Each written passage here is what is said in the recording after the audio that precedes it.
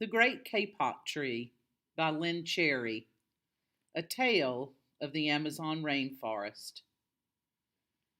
In the Amazon rainforest, it is always hot, and in that heat, everything grows and grows and grows.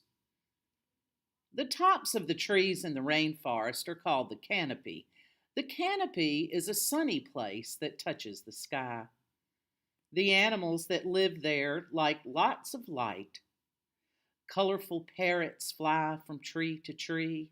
Monkeys leap from branch to branch. The bottom of the rainforest is called the understory. The animals that live there in the understory like darkness. There, silent snakes curl around hanging vines. Graceful jaguars watch and wait. And in this steamy environment, the great kapok tree shoots up from the forest and emerges above the canopy. This is the story of a community of animals that live in one such tree in the rainforest.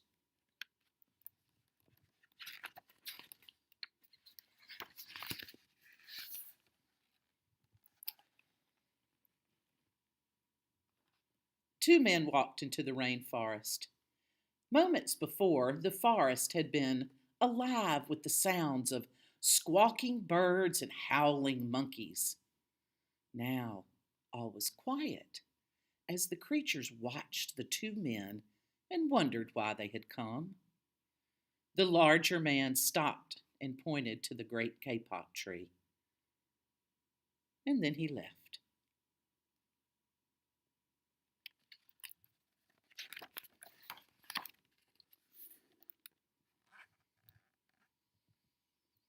The smaller man took the axe he carried and struck the trunk of the tree.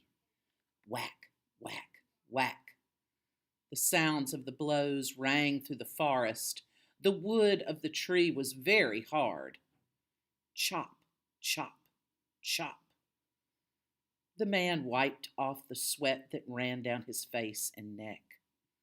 Whack, chop, whack, chop. Soon the man grew tired, and he sat down to rest at the foot of the great kapok tree. Before he knew it, the heat and hum of the forest had lulled him to sleep.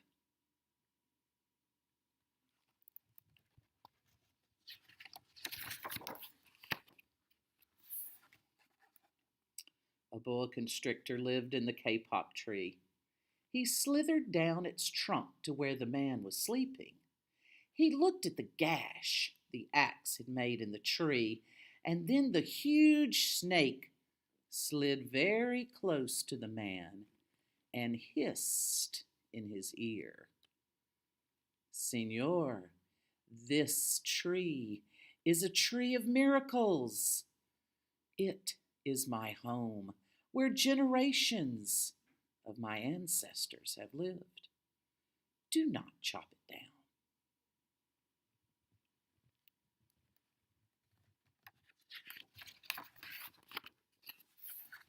A bee buzzed in the sleeping man's ear. Senor, my hive is in this tree. I fly from tree to tree and flower to flower, collecting pollen.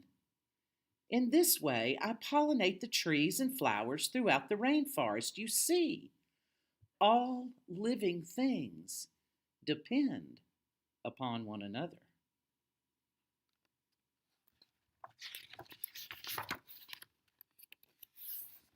A troop of monkeys scampered down from the canopy of the kapok tree.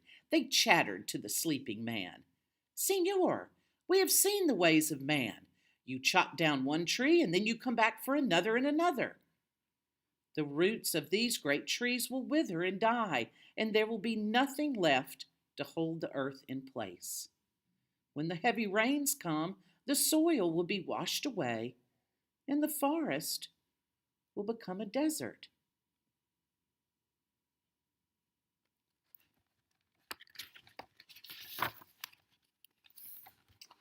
A toucan, a macaw, and a cock of the rock flew down from the canopy. "Senor," squawked the toucan, "you must not cut down the tree.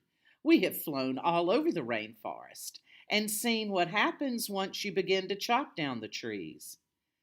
Many people settle on the land. They set fires to clear the underbrush, and soon the forest disappears. Where there once was life and beauty, only black and smoldering ruins remain."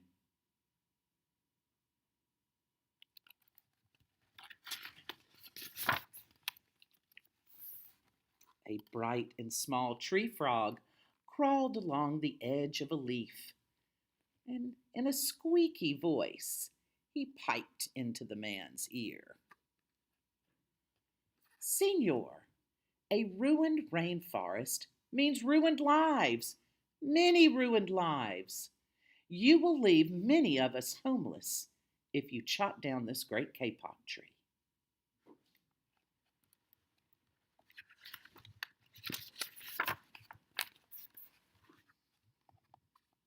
A jaguar had been sleeping along a branch in the middle of the tree. Because of his spotted coat, he blended into the dappled light and shadows of the understory. No one had noticed him, and he leapt down and padded silently over to the sleeping man. "Senor, the kapok tree is home to many birds and animals. If you cut it down, where will I find my dinner?"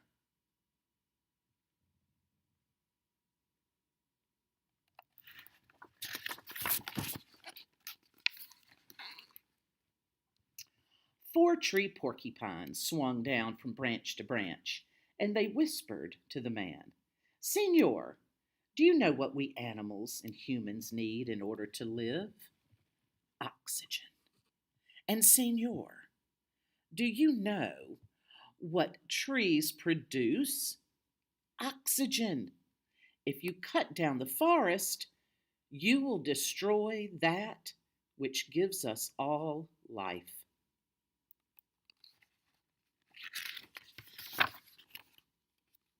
Several anteaters climbed down the kapok tree with their young clinging to their backs.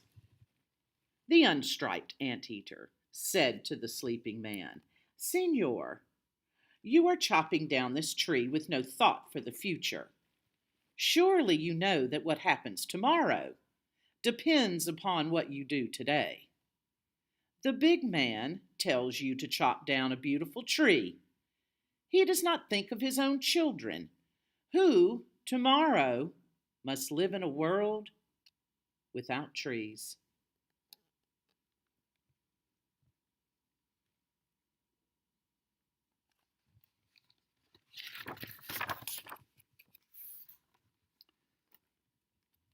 A three-toed sloth had begun climbing down from the canopy when the men first appeared. Only now did she reach the ground.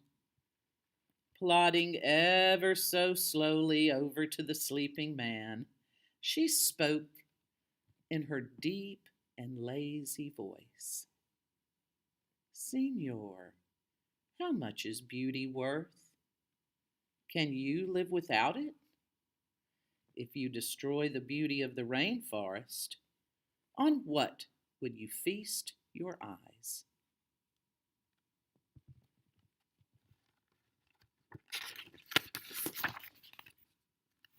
A child from the Yanomona tribe who lived in the rainforest knelt over to the sleeping man, and he murmured in his ear, "Senor, when you awake, please look among us all with new eyes."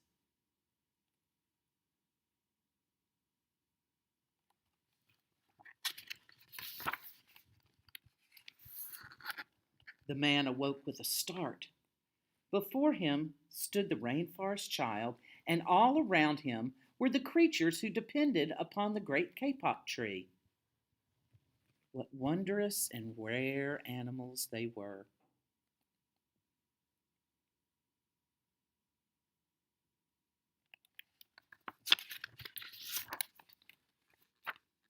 The man looked about, and he saw the sun streaming through the canopy.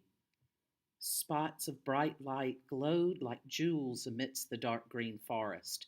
Strange and beautiful plants seemed to dangle in the air, suspended from the great kapok tree.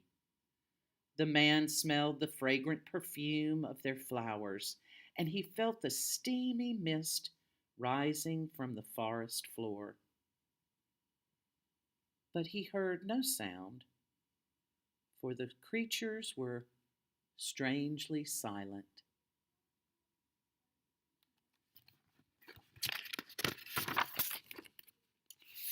The man stood and picked up the axe. He swung his arm back as though to strike the tree, and suddenly he stopped. He turned, and he looked at the child and the animals.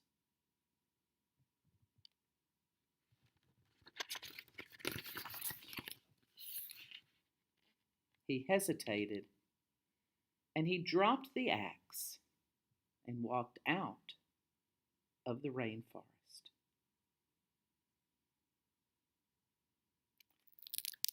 The end. The Great Kapok Tree. Thanks for watching the story with me today, helping me read the story. I'm Mary Jane Hyer. I am the librarian at Eastside Elementary, and I hope to come back again soon and read another book to you. Hope y'all are all doing well. Stay safe. The Great Kapok Tree, in honor of Earth Day on Wednesday.